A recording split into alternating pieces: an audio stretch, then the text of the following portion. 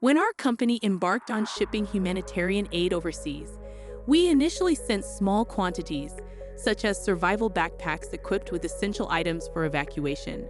However, we soon realized that these survival packs came at a high cost, prompting us to focus solely on providing necessity items. We transitioned to supplying 5-gallon buckets, each containing a 30-day supply of freeze-dried food, aiming to provide 1 bucket per person for a month-long food supply. When shipping armored vehicles overseas, we made it a practice to include as many buckets as possible in the shipping container, typically ranging from 20 to 30 buckets on a pallet at the back of the container. We also learned through trial and error that for every 20 people or buckets, we required at least 1 trauma bag or a bucket filled with first aid supplies to aid 20 individuals at a time. This journey began without a concrete plan, but with a steadfast determination to assist those in need.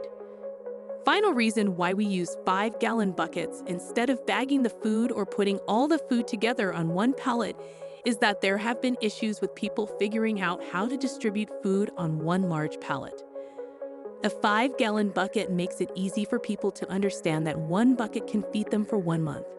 We have seen too much confusion from other humanitarian organizations supplying bulk pallets with no simplicity to distribute the food to individuals.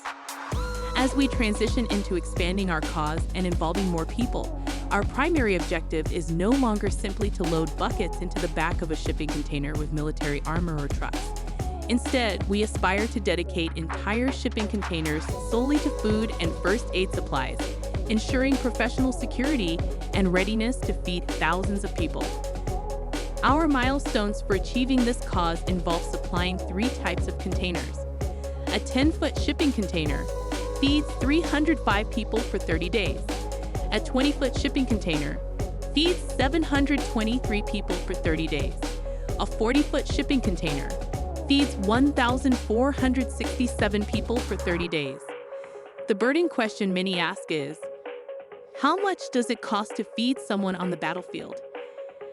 As a new nonprofit, we've meticulously calculated all costs associated with shipping containers loaded with food and trauma kits, navigating customs, and possibly employing military escorts to pass through specific checkpoints. Our findings indicate that it costs approximately $6 to $10 to feed each person per day, depending on the complexity, to get the supplies into the war zone. While some nonprofits claim lower costs, we aim to remain pragmatic. Providing food in war zones incurs higher expenses, and our experience shipping overseas has consistently exceeded initial estimates. This program isn't just about feeding the hungry. It's about supporting those living in daily peril in war zones. Let's unite to find ways to deliver food and supplies to these victims of war. We sincerely thank you for your generosity and invite you to make a donation today to aid someone in need.